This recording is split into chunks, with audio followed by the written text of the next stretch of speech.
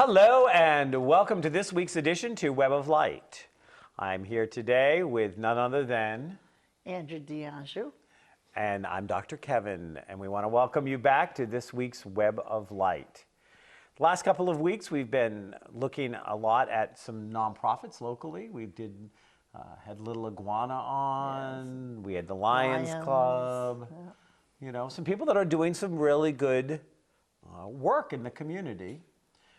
Through nonprofit, through supporting programs, eyesight programs, all sorts of different things. But there are other ways to also support the program. Support the community, pardon me. Okay. And we have today's guest is somebody who supports the community in a completely different way, and we'll be getting to him in a bit. But, you know, we're going to keep our theme of how do you build and support and give voice to the community. So how have you been doing? Doing fine. Things going well? You must be getting anxious. You're getting anxious. We're going to be going off and running, yeah. You're going to be leaving for Kentucky pretty soon. That's right. Has anybody sent warning notices ahead of time? Hurricane Angie is on the way. Headed for Louisville, Kentucky. Well, we'll send him a storm warning. We'll see how they do. We could say the boat was the same for when you head down to Florida, and hey, poor Mickey's going to have competition now. Are you saying I'm Mickey Mouse? I'll have you know. One of my nicknames is Tigger. Does that count? Tigger? I had a client that nicknamed me Tigger because every time I'd see her, it would be the end of the night. She'd say to me, how many clients have you had? And she'd be, or like, how long have you been here? And it would be like 9 at night. And I'd be like, well, I had my first client at 7 or 8 this morning. Well, have you been here all day? Yeah. Do you have clients all day? Yeah. And I'd be there on a medicine ball, bouncing up and down, talking to her. And she'd be like, I'm getting tired watching you. And that's when she nicknamed me Tigger. Tigger. Yep, and I actually have a Tigger cup. I don't have my Tigger cup because I have my Web of Light show cup. But but I've got a Tigger mug. And the problem is, and I'll be interested to see if you experience the same thing, every time I lose weight, my energy goes up. I do the same, of course. And no one has ever described my energy as low. Oh, no, your energy is far from low, Kevin. Yeah.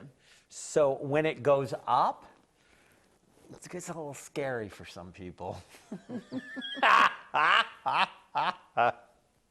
So, batten down the hatches. Hurricane Kevin is back in town. I think that, yeah.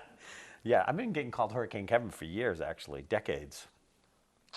So anyways, so I'm going to move into today's word of wisdom. You ready? We can do that. We can do that. Life is the art of drawing without an eraser. John W. Gardner, an eloquent voice for citizen participation, who founded the Common Cause Lobby in 1970, championed campaign finance reform, and introduced Medicare as Secretary of Health, Education, and Welfare in the heyday of President Lyndon Baines Johnson's Great Society. So life is the art of drawing without an eraser. What do you think of that, Ms. D'Anjou? Well, you know, it's like when we go, that's a very explicit piece of, he said it so quickly in one little sentence. When we go through life, we don't have to sit there and make it be totally perfect, because when we make it perfect, we lose a lot of the fun. We lose a lot of the challenge. We don't get to grow and be a stronger person or nation or a society. Well, and perfection as a static concept is an illusion. Oh, yes, because if you're perfect, then you're not going to be human anymore. You know, perfection for me is to be perfectly who you are 100% in the moment. Mm-hmm. And if you are being exactly who you are to the best of your ability, and you're being completely in the moment it's happening, then you are having a perfect moment. Whatever happens in that moment is perfect. Yes. You are being perfect because you're only trying to be you. You. And you cannot fail at being you. Okay? I had a psychiatry teacher, not a psychiatrist, but a psychiatry teacher. And one of the famous pieces he asked is, what would it be like if you were in a totally normal world? And what is a normal world? you know?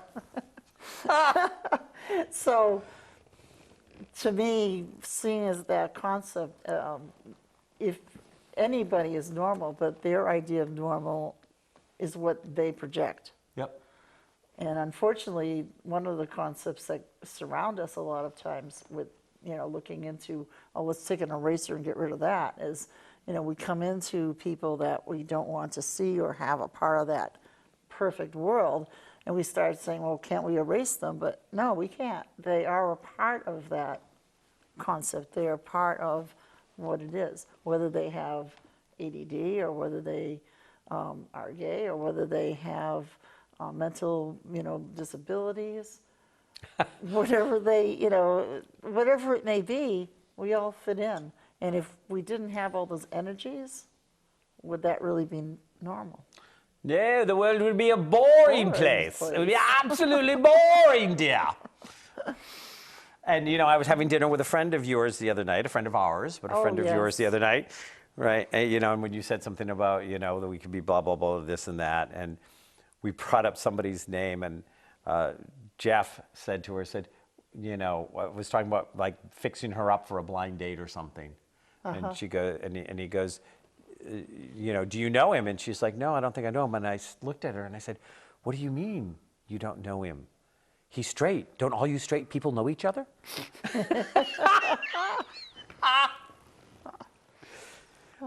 So part of the drawing, one of the things I like about this is it makes, or it infers that you, as the drawer or the artiste, are responsible for your life also.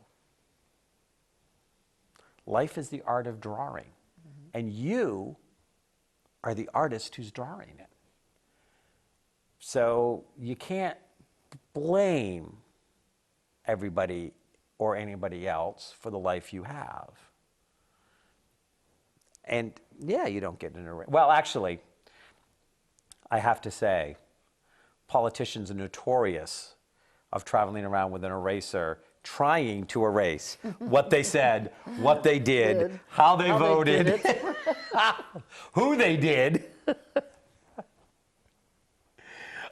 I think that would be great. I think that in the next presidential elections, in the next elections of any kind, for any kind of politicians, I think we should make all of the politicians wear that outfit they used to have on Saturday Night Live that had the eraser head, the cone heads, the big eraser at the top of their head. Yeah.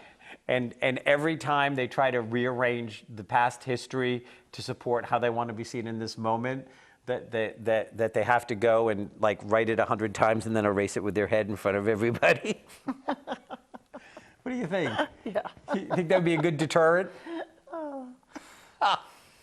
So anyways. I honestly think, like, if you give thought to where this quote came from, too, you being the history buff, you know that, it was back in the beginning of the 70s. Yep. Well, yeah. They actually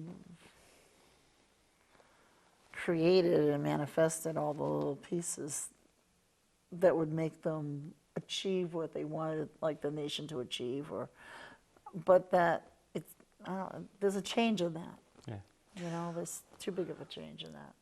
Well, I love that this guy championed campaign finance reform, and then, 46 years later, we're still the American public, the American voter, the American people are still getting screwed over because campaign finance not being what it should be. And what you hear is what the people with money who are writing the checks want you to hear, and what you're told is truth is what they say is truth. And so it's so important that local communities, it's so important that things like public access channels and internet channels and, you know, internet radio shows, TV shows, voices that are not completely bought and paid for by the wealthiest who benefit by controlling the information. And so, And that brings on our next guest. and that brings on our next guest. Did you like how I did that? I love that. I swung it right in because we have as our guest today somebody who is definitely an eloquent voice all of his own for citizen participation. He is somebody who has championed many things, including honesty, truth, a diversity of opinions, and he'll put a mic in front of almost anybody. Oh, yeah. Yeah, pretty much. Because today we have Matt Connarton. Matt Connarton is a local TV show host, radio show host, has his own internet station, his own internet TV station, his own internet radio station, as well as being on public access channel in Manchester, New Hampshire, in Matt Connarton Unleashed, which is now a live call-in show Tuesday nights at 9 o'clock? 7 o'clock. 7 p.m. Eastern. I always say the Eastern because we have people Yeah. all over the country who watch online. 7 p.m. Eastern. Yep. And Matt is somebody who believes that everybody should have a voice. And you have spent the last almost 10 years dedicating your life to creating those forums for people to have voice.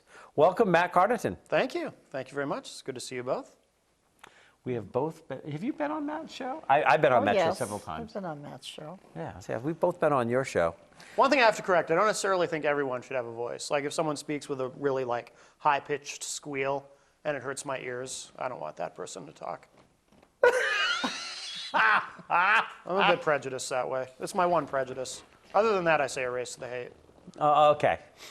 Well, you think everyone's opinion should be given a voice. Is that a better way to say it? Yeah, I suppose. Yeah. If their voice is annoying, maybe they could write it down, start a blog, You know, but yeah, they could always hand it to somebody else to read. exactly. I'll read it for them. Yeah. Do you read? I did learn to read, yes. You did? Even though I grew up in New Hampshire, I did learn to read. Oh, well, that's amazing. Yes, yes.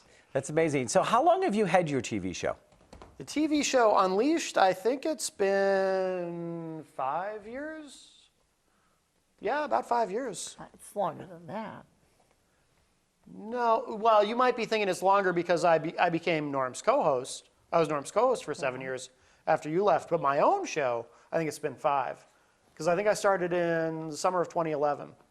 Yeah, so a little bit more than, just over 5 years, yeah. Oh, I'm sorry. It's a TV show now. Yes. Yeah. See, I remember you when you had Matt Connarton Unleashed on. Well, we still was do on- that as on well. internet. I do that 5 nights a week on IPM Nation. And then the TV show is, as Dr. Kevin said, every Oh, Tuesday nice. night. Yep. Yeah. Yeah. So so you've been on his radio show, but not his TV show. Correct. Yeah. I've been on his TV show. This pretty face has been on his TV show. TV show. You and I should go on together sometime. That would be different. Yeah. Yeah, we could double team him. Because going to Matt's Unleashed is much different than the Web of Light. the Northern Light with Dr. Kevin and Angie. Well, I've People got. might see a different side of us. I don't know. I show it off everywhere, all the place. I'm I'm an equal opportunity flasher. Oh, my. Oh my! I've got to police come know back this? to you. I've got to come back to your show because you're supposed to do part 2 of the hypnotism. Oh, yes. And I You don't think hypnotized me on He show. hypnotized you? I on the hypnotized show. him on the air, yes. Oh. And I don't think you've been on since we moved to Tuesday nights, right? Or No, have I you? haven't. Yeah. No, I was on Wednesdays. Now I've got a question for the two of you because of all of us, I've known Norm the longest, I believe. Because I knew Yes, Norm. I believe you yeah, did. because I knew Norm before you were his co-host, and I definitely knew Norm before you were his co-host. Right. That's how you and I met. Yeah, and we're talking about Norm Moody, Norm and Friends, who has been on air in public access TV for. I think his show debuted in 1956, if I'm not mistaken. Little television history there. Yeah, for and he you. was old then. No. And he's still old. Nothing changes. And I wasn't his co-host back then. No. Norm and Friends and baby Angie. Well, now it's called Norm, Laurie, and Friends. Yes. I heard that Laurie changed. got a promotion. Yeah. Has he ever had anybody else's name on that? No. Oh, no. Well, and Angie, and when you were his co-host, it was Norm Psychic World, And then it turned into and then he changed it Friends. to Norm and Friends, and So, I guess Laurie's more than a friend. hey. I don't mean like that. No. Yeah. No. I don't think that Norm's boyfriend would support that reality. No. Nor Probably not. Laurie's husband. But we don't know what goes on there. But Hey, yeah, but we don't know what goes on there. I don't judge. So you took over for Angie, though. Right. What was it like to step into Angie's shoes? Well, actually, it was sort of a transition because we were both there for a while. Yes, we were. But I think he wanted me there because you were on your way out. So for a while we were both there. Yeah. So it was. 'Cause I met- And then one week you weren't there. I and met then that was Matt. it. I had gone to an event there, and Matt was around. And that's how we met. Yes. I met him through Norm's show. Yeah. No. So you met both of us through Norm's show. Yes. There you go. Yes. So, well, we all have to pay homage to Norm. Love Norm. He Yes. is Yep. a one of a kind. That's for sure. That's And right. we've all, in one way or another, benefited from our relationship Yeah, with him. and in Yes. one way or another, he also fulfills community. Yes, he Works with does. the community to bring out a lot of important pieces. Yeah. Now, I know that your I would say, persona, your media persona is one of slightly sarcastic, disdainful. Where'd you get that? I don't know, from years of experiencing your radio and TV shows. Matt is also a once-a-month regular co-host on my radio show. Yes. Yes. We have Thirst Quenching Thursday, the first Thursday of every month on the Dr. Kevin Show on Ohm Times. And then also, it's also on IPMNation.com. Yes. Yes. But one of the things when I was thinking about having you on the show is that there were two different things I really wanted to talk about on this show. One was how you build community, because you do build community, and how you have accessed and leveraged public access to build community, even if people may not perceive it that way. Oh, Did you see this over here, Matt? I've got this. Yeah. I don't know Oh, about that. no, he does. He does, okay. I'm not sure what that meant.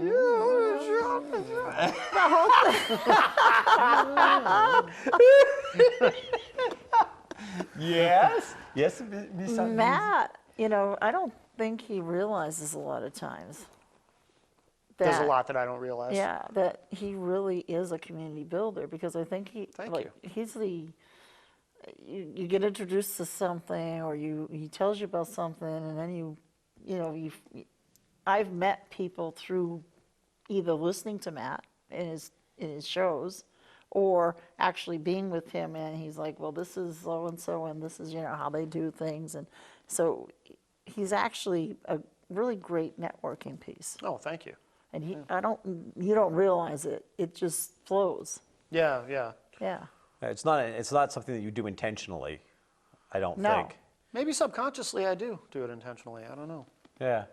But I know what you mean, because other people have said that to me too, and it's like it's not something I'm consciously thinking about until someone points it out to me. And Yeah. yeah. But you build community in a very interesting way on your show, which is really by inviting people of diverse opinions to come on and talk about things. And, and it gets a little, raucous at times. Sure. Yeah. Just a bit. Just Yeah, a bit. yeah. Just a bit. you know, if you're gonna, if you and I are gonna go visit Matt on a show at some point, you're gonna have to, you know, muscle up and put on your big girls. Sometimes when I'm fully unleashed, I'll start Oh, I think he's gesticulating seen me in wildly my- and, you know, I all think that. he's seen me get a little carried Oh, away yeah, at times. of course. Yeah. Of course. I know where and when. Well, I think we should go do what we should do is we should just go do a Matt show and do Cards Against Humanity for the whole hour on Matt's show. Oh, God. Do you like that game? I don't get it, man. To me, it's just like putting together random phrases and then everyone goes, oh, that's funny. I don't understand the point of the game. Laughter is the point of the game. Yeah, it's, yeah. I guess we're not inviting him to any Guess Cards Against not. Humanity. No, you can save that invitation for someone else. So, but how do you, what was your goal behind your show? When you started your show, what were you thinking?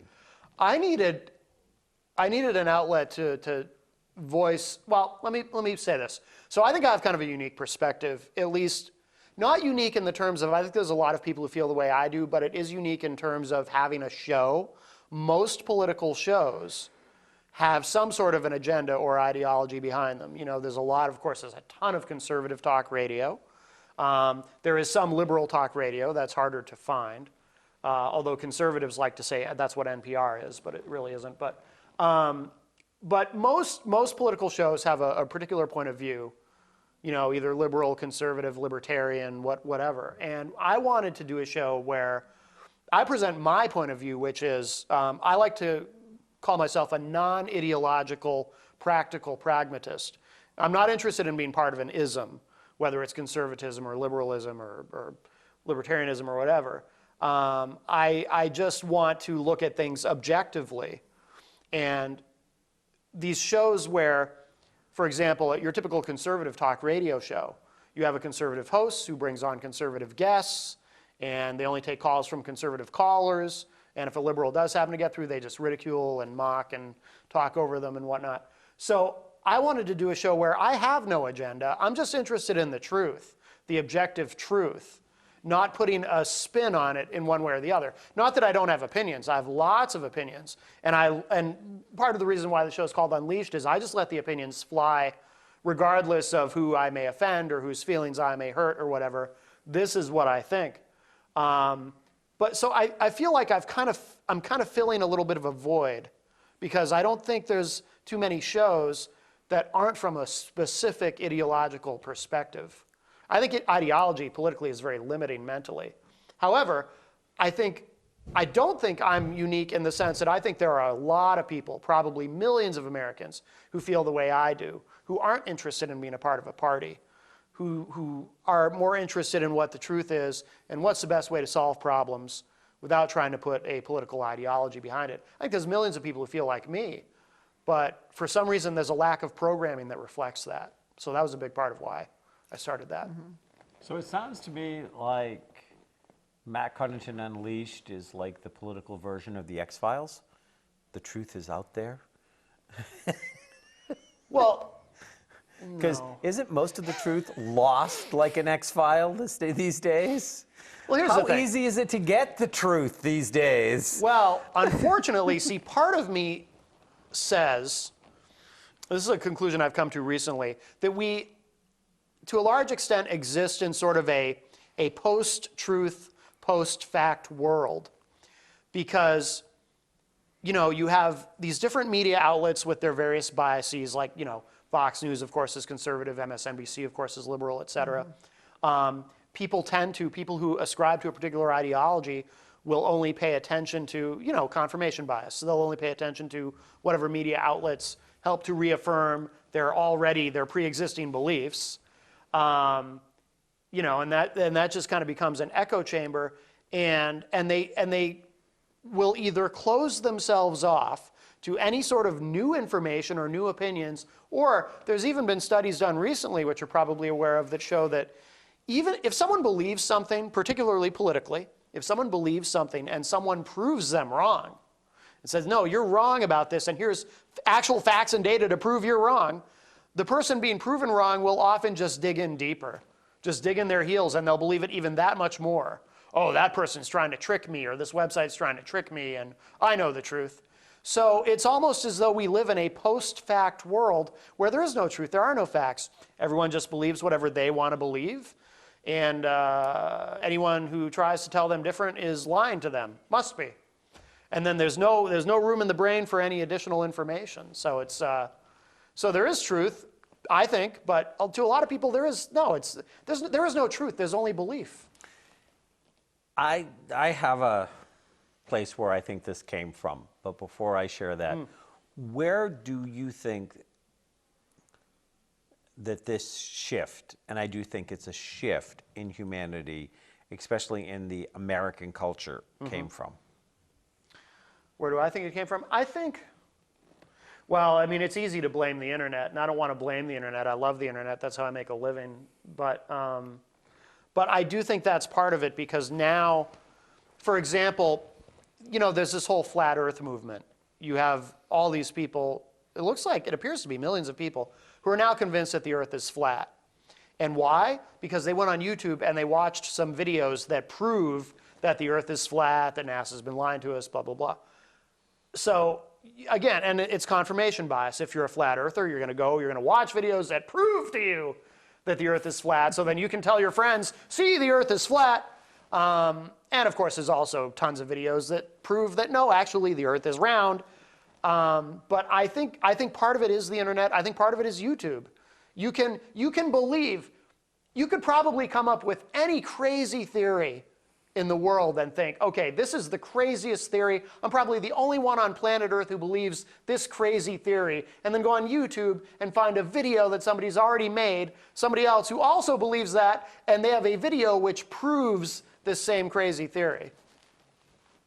Like Matt Connaughton should run for president. That is a crazy theory. I'm absolutely unelectable. Now, okay. He's so not born in the U.S.?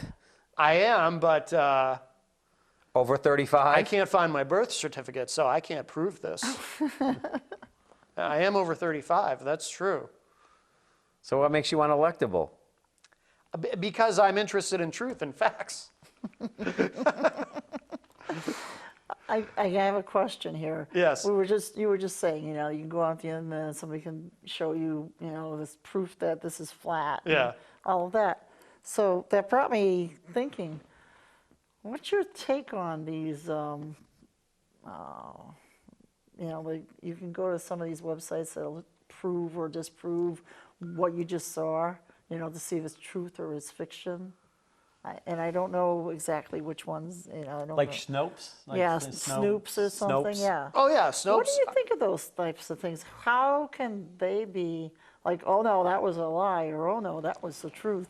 Oh, I love those websites. Like Snopes is great. I'm a big fan of PolitiFact, which is great for finding, you know, political facts and, you know, pointing out when people are lying about things, and it's nonpartisan. You know, it's both. They point out everyone's lies regardless of party. But the thing is, even with that stuff, you can't win, because Snopes. I think Snopes is a great website, but because Snopes claims that Obama, yes, was born in Hawaii, now you've got all these conservatives going, oh, Snopes, that's run by liberals. So we've reached a point where even, and I don't mean to just pick on conservatives, because I'm not a liberal either. I'm not interested in ideology. But it's a great example of how we've just reached that point. There is no facts, there is no truth. You have a website that actually does research and points out facts. If you don't like their facts, you just say, oh, they're people who disagree with me politically. Of course they're lying to me. I'm going to go on believing Obama was born in Kenya, even though I have no proof or evidence to back that up.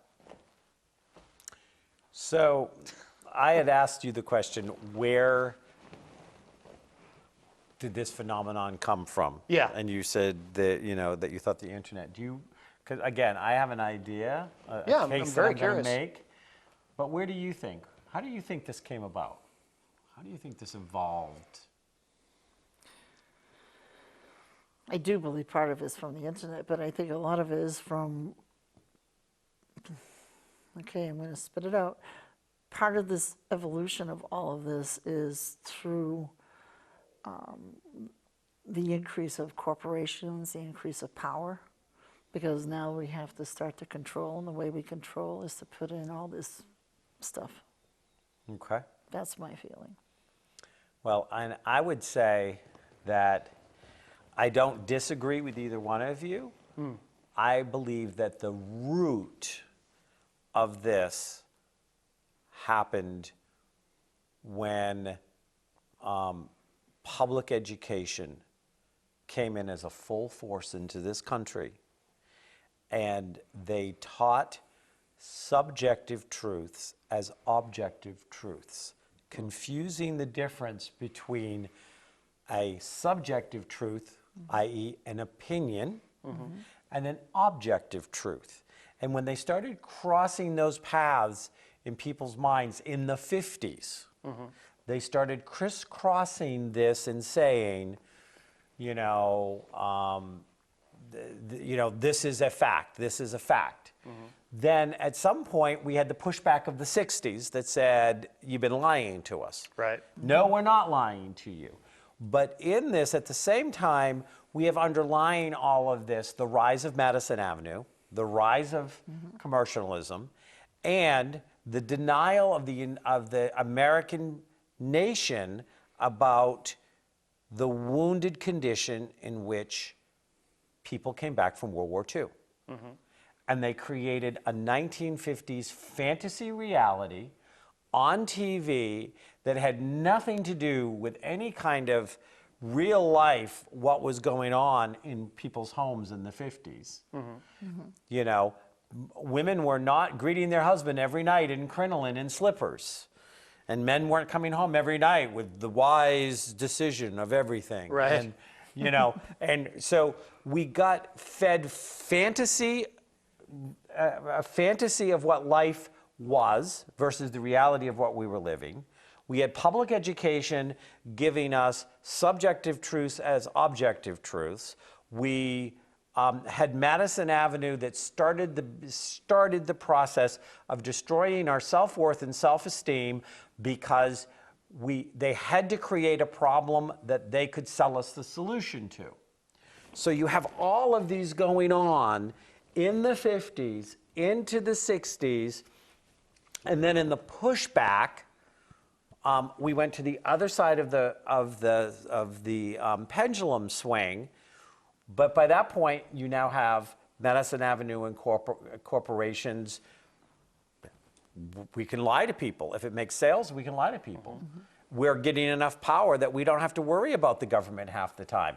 Hey, we'll make $50 million and we'll pay a $5 million fine. We still made $45 million. That's the view of the pharmaceutical companies. Oh, yeah. They do it all the time. Yeah. We had the internet, which then took it, and basically it was like taking, taking an already a wound and putting it on steroids, like really filling it in. So I think that the corporations exacerbated it. I believe that the internet exacerbated it, has made it more, and I think that enough generational programming that we have created a world of apathetics and ignorance. And it's in the most educated country in the world, and we probably are, or we're at least in the top 5 most educated. We're still considered to have the best universities overall in the world. Last time I checked, our public schools, 17th, 18th in the world. Yeah, they're not doing good. But our college education, we are still considered to be the number 1 consistently of universities in the world overall. And yet we're a nation of ignorant people. And we're not stupid, but we're ignorant because we have lost the ability to discern facts. We don't know what facts are anymore. And this was also exacerbated by video games. Not all video games are bad, but so much media, so much video games, so much alternative reality. And when your mind accepts the fact that you're being constantly lied to, you start to just assume everything's a lie.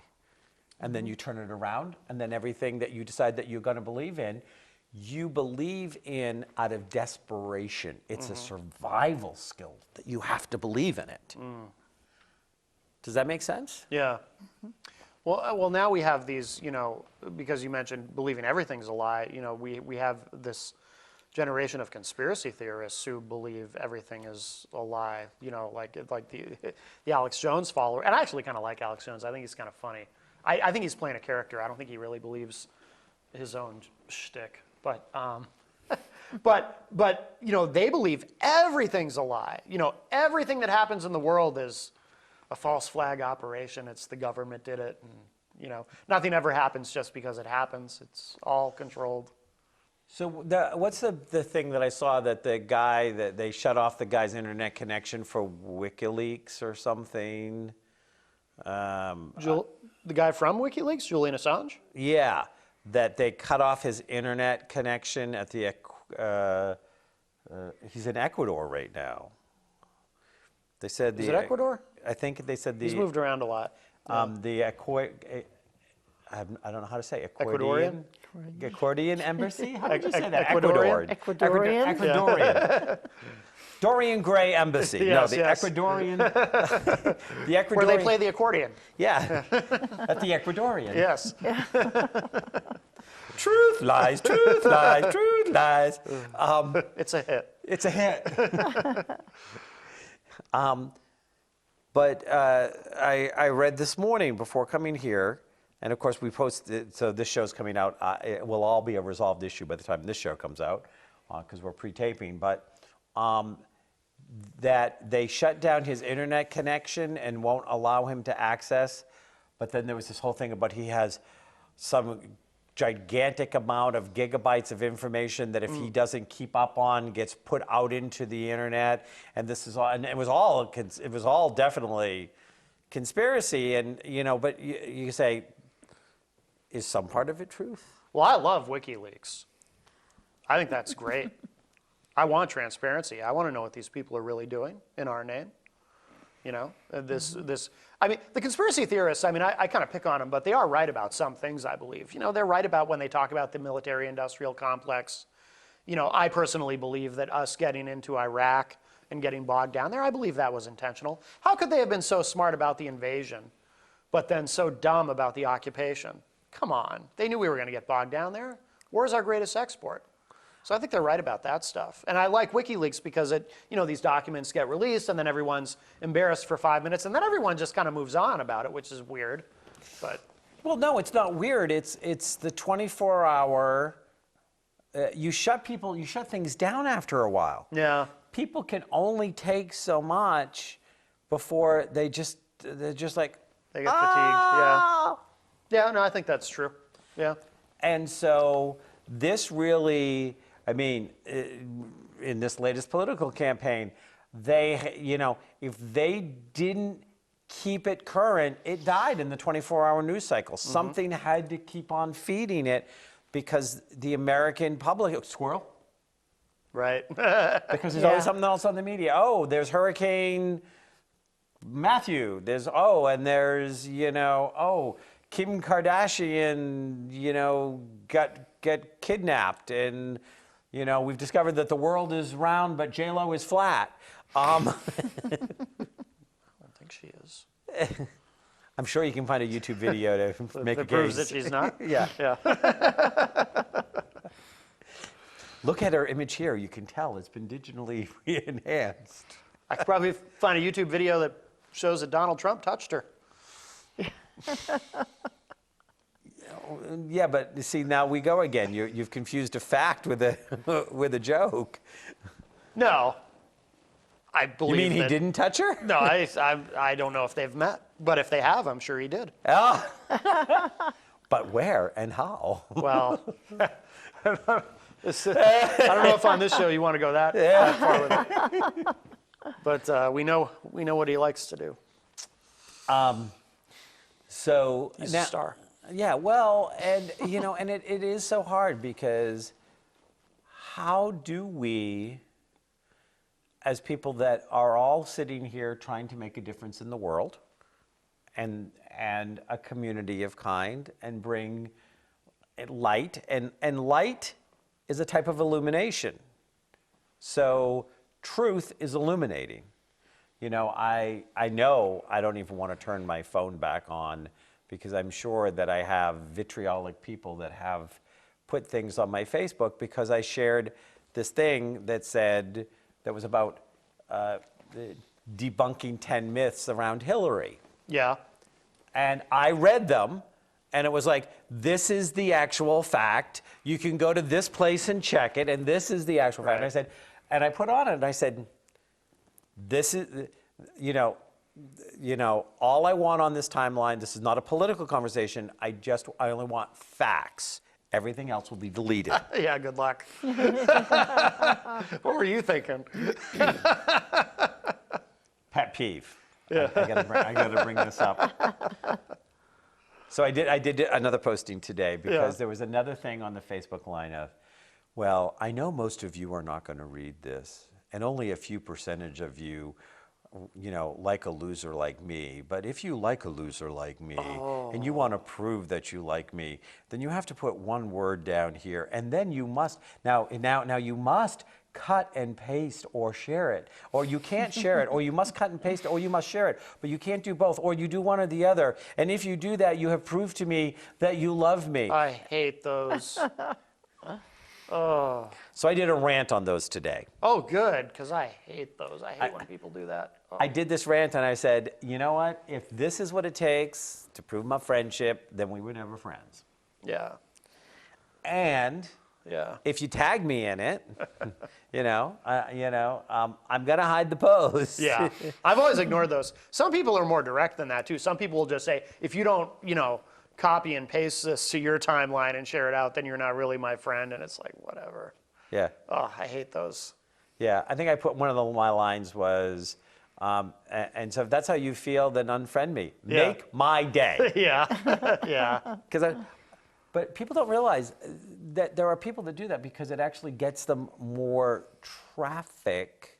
Yeah. It's a Facebook scam. Yeah.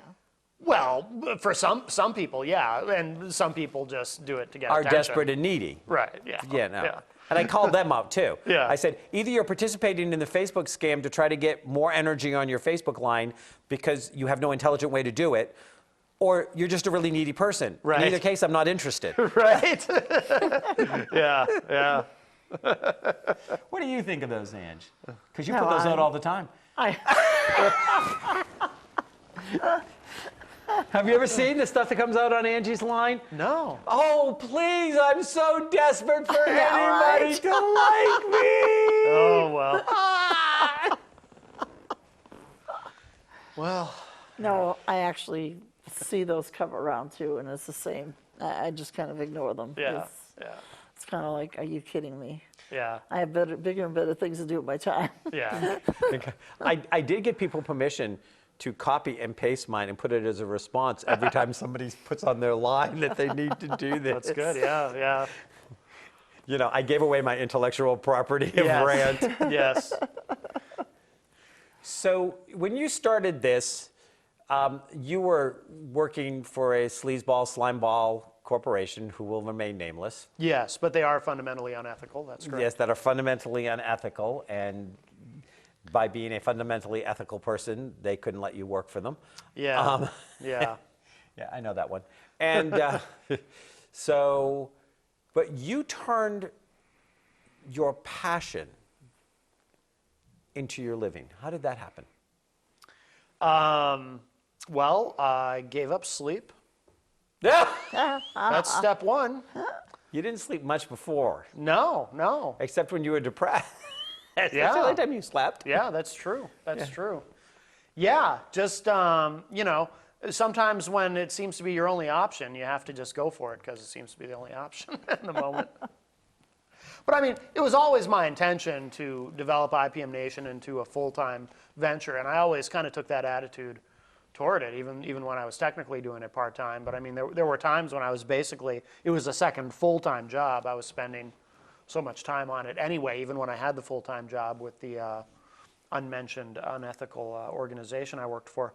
But I just plunged in headlong once I was dismissed from my position at the unnamed, unethical organization. So many people out there have a timing of what the right time is for following their passion, what would you say to them? Oh, immediately.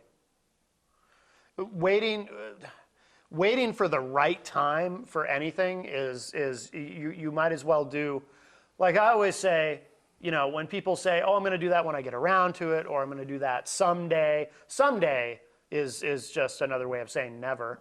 When someone says someday, that someday really means I'm never going to actually do that. I just like talking about it. No, if you have a passion, do it now. And maybe you can't, maybe because of your circumstances, maybe you can't, maybe you're not in a financial position to leave your job or whatever. So do it now, do it part-time now until you can do it full-time, whatever. But whatever it is, do it now, start it now, get yourself on the path now. You know, because if you don't do it now, you know, it's a pretty thin line between now and never. If you don't do it now, you probably will never do it. If it's that important to you, do it now. Otherwise just let it be a daydream. Very true. And not only that, I'm a true believer of you live the moment. So whatever you feel like you want to be doing, you should be doing it in the moment. Right. Shouldn't be holding off to it because who knows what tomorrow brings, Right. you know? Right. There are exceptions to that, though. For example, if I drink a large caffeinated beverage, and in the moment, because I'm addicted, I'm thinking I should have a second one, that's probably not the right thing for me to be doing. I may feel like it. So there are exceptions to that, but I basically agree with you, Angie. Now, in your years of having the Matt Connarton Unleashed, you've had co-host off and on, have you not? Unofficially, I've never had an official co-host on Unleashed. There was Chris Rose, whom you've met. He was kind of my unofficial co-host for a while when I first started the show. He would show up on the weeks that he could. Right now it's John Hopwood. He does a show right before me, so we're sort of each other's unofficial co-host. If he's doing politics, I go on his show. Occasionally he'll do a show about baseball where I'm useless, but most weeks he does politics, so I go on his show, then he stays for mine. So yeah, but I've never had an official co-host. Would you? I don't know.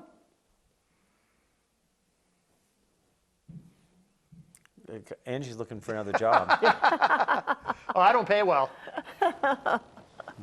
I mean, I have some lint in my pocket, but that's about Well, the whole idea with him having a co-host is it's very hard, I think, for him because he'd have to find somebody that was really in that same mode with him. it. Yes. That would be very, like, oh, can you imagine? I don't want to be there. It would probably be too much to contain. I mean, you think it's a wild show now. Think Yeah, about that yeah. if he has a permanent co-host and they disagree. Well, I think he needs to get a permanent co-host that no matter what he says, that co-host is in the I'm just going to disagree for disagreeing just to make the conversation more interesting. You know? Yeah. I would love to see more television that had true intellectual debating about issues. You know, where people were really having good, meaningful conversation. Now, Matt, you're going to be playing a role in our upcoming Web of Light Expo. And when is that? I know it's in 2017, but I can't. It's so far You haven't off. bought your calendar yet, so you I can't need to put buy it my in. 20s. I'm going to do that today, actually. I'm going to buy my 2017 day planner. So it is Earth Day weekend, April 22nd, 23rd. Okay. And we're going to have 30 presenters, 30 different talking slots. We're going to have 3 rooms going, and you're going to be catching those to put them. You have an internet station, Dr. Kevin and Friends, Yes. not to be confused with Norman Friends, Right. where we're going to be putting the content out to share with the world and get them more exposed and more expanded. So what made you move into internet TV because you're doing public access TV, you were doing internet radio, why move into internet TV? Is your face just too pretty to not see? That is part of it, Dr. Kevin, frankly. But also, you know, well, we exist in a time now where radio is to a large extent becoming a visual medium. A lot of radio shows, not only on terrestrial radio, but these internet shows and podcasts and so forth, there's a video component where you can go online and, I know you can go online and not that you'd want to, but you can watch Rush Limbaugh, a live cam of him in his studio while he does his show. So it just seems that that's kind of where everything's going anyway. I mean, eventually, I wonder if we'll get to this point, probably not for a long time, but I wonder if we'll eventually get to a point where nothing is purely audio anymore, where everything has a visual component. So it just made sense. Okay. So how many stations do you currently have on the? Well, we have 3 live radio stations that run 24/7. Plus we have a rock channel, an urban channel, an Americana channel, and an electronic channel for music, plus the TV station. Plus we're going to be launching the Dr. Kevin and Friends TV station as well. And we're going to add multiple channels to the TV, but we're still developing that component.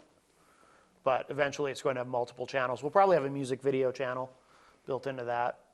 So now, are all these channels going to be there for people who want to speak of what they're doing with community or how they feel about community issues, or? Well, if someone wants to do a show on one of our channels, yeah, I mean, that opportunity will certainly be there. And we carry a vast array of programming, a lot of political shows from across the spectrum, a lot of music programming. We have some even though I pick on them, we have some conspiracy theory shows, and we have all kinds of stuff. Well, once you have the Dr. Kevin and Friends channel up, the Web of Light will get reposted through there as well. Oh, absolutely, yeah. Yeah. Yeah, you're one of my friends. Are you my friend? I hope so. I was going to say, I hope so too. I have a key to her house, but I don't anymore. I lost it. Oh, okay. So we're going to be running out of time, and we don't really have any closing events to talk about except the Web of Light Expo, Earth Day weekend, with 149 vendors and over 20 psychic readers. We say psychic readers, but I mean, it's really all over the boards because we've got astrologers and we have palmists and we have energy and angel readers and all sorts of stuff. Well, one of the things I want to backtrack here, because you didn't get to the point of what he's going to be doing at the Web of Light Expo. He's going to be taping the presentations Oh. and putting them out. Yeah. Yeah, you knew that. Does he do this as a psychic thing too, what he does now? With other people? What do you mean? Like if somebody wanted you to come and check out their event Oh, yeah, I'm and always do open the to, taping. time permitting in the schedule. I'm Yeah. always open to that. Yeah. Just wondering. Yeah. Yeah. Oh, gonna poach my TV guy? I see where you're going. So, in 2 sentences or less, because we're almost out of time, and I have to do our closing. Would you ever run for political office? I came very close this last time. I came very close to running for state rep. And I may do it next time. Very close, but it's at a huge, huge time commitment. And very difficult to do that. And most of the people out there are retired or rich because it's such a huge time commitment. They can't, you can't run a full-time business and be up there. It's very hard. But I want to. Wow. Okay. Would you have enough pull, and what party would you go under? I've been encouraged to run as a Democrat if I do so, but I would probably have to run as an independent because I don't think my conscience will allow me to play along with being in a party. Yeah, So I'll probably run as an independent, and that's one of the reasons I'm unelectable. that's what I was going to say. It's, yeah, unfortunately. Well, the days of independent, no, because, we're not seeing them at the presidential level, but I have interviewed on my radio show libertarians that are holding offices in other states and independents that hold offices in other states. And there was an independent that was the governor of Maine. Angus King. Yeah. Yep. So don't put out the energy that you can't be elected as an independent. right. You know better than that. You're right. One of my heroes, Jesse Ventura, he became an independent as I mean, he became governor as an independent in Minnesota. So you're right, it can be done. Okay. It's just really, really, really hard. So, Matthew, you'll have to come back and play with us again. I would love to. Thank you so much. It was nice seeing you again. Nice to see you. And Yes. we'll definitely get together for a few other productions here. Yeah. Absolutely. Cool. And we'll Cool. come play with you. Excellent. So, as we close tonight's episode or today's episode of Web of Light, you know, the difference that gets made in the world gets made by people. Whether you like it or not, when you get up in the morning and you look in the mirror, you're people. You make a difference. You make a difference in the world. You can choose to follow your passion. You can choose to speak your truth. You can choose to go search for truth instead of just repeating whatever is most comfortable and within your box. So I invite you today to step outside your box. Find your passion, follow your vision, and remember, whether you do something or not, it still affects the future. Your apathy is as damaging as your participation could be rewarding. Namaste.